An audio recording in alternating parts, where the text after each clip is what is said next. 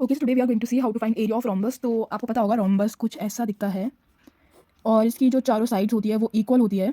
अच्छा, रोम्बस और स्क्वायर में डिफरेंस क्या है? इसके 90 डिग्री एंगल्स होते हैं और इसके नहीं होते हैं। इसके जो ये डायगोनल्स है वो बाइसेक्ट करते हैं एंगल्स को, ये एंगल्स को, और एक ईच अदर को, और यहाँ पे 90 डिग्री फॉर्म करते हैं। ये होती है रोम्बस की प्रॉपर्टीज़। अब इसका एरिया कैसे निकालते हैं? इसका एरिया निकलते हैं दो मेथड से।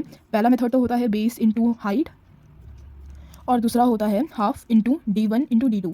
अब D1 और D2 क्या है? डायगनल है। ये रहा डायगनल 1 जिसको हम बोलेंगे D1, और ये रहा हमारा दूसरा डायगनल जिसको हम बोलेंगे D2। डायगनल होता है कोई भी एक चीज़ में जो भी चीज़ टेढ़ी जाती है, पैरेलल लाइंस को इंटरसेक्ट करती है, नहीं पैरेलल लाइंस को इंटरसेक्ट करती है उसको बोलते हैं ट्रांसवर्सल, और शेप के अंदर कोई ऐसी लाइन जा रही है जो कि एक एंगल को बाइसेक्ट करती है उसको बोलते हैं डायगनल।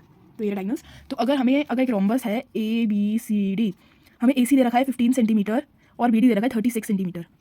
तो यहाँ पे मैंने लिख दिया area of rhombus half into D1 into D2 1/2 into 15 into 36। फिर इसको हम निकल गया 18 आया, 270 इसका आंसर। फिर ऐसे दूसरा क्वेश्चन है कि हमें एरिया ऑफ रोम्बस दे दिया है कि 72 सेंटीमीटर स्क्वायर है और एक डायगनल है 18 सेंटीमीटर। अब हमें जो D1 दे रखा है, अब हमें जो अदर डायगनल है वो निकालना है। तो उसको हमने D2 लेट कर लिया है। एरिया ऑफ रोम्बस से लिखा, एरिया ऑफ रोम्बस हमें गिवन था ये रहा, और D1 तो कहाँ गया? ये रहा। हाफ इंटू D1 हमें दे रखा है 18 और D2 हमें फाइंड करना है। 2 1 2 9 D2 9 पता ही होगा, मल्टीप्लाई डिवाइड में जाता है, यहाँ पे गया डिवाइड में गया, 9 8 72। Second diagonal is 8 centimetre.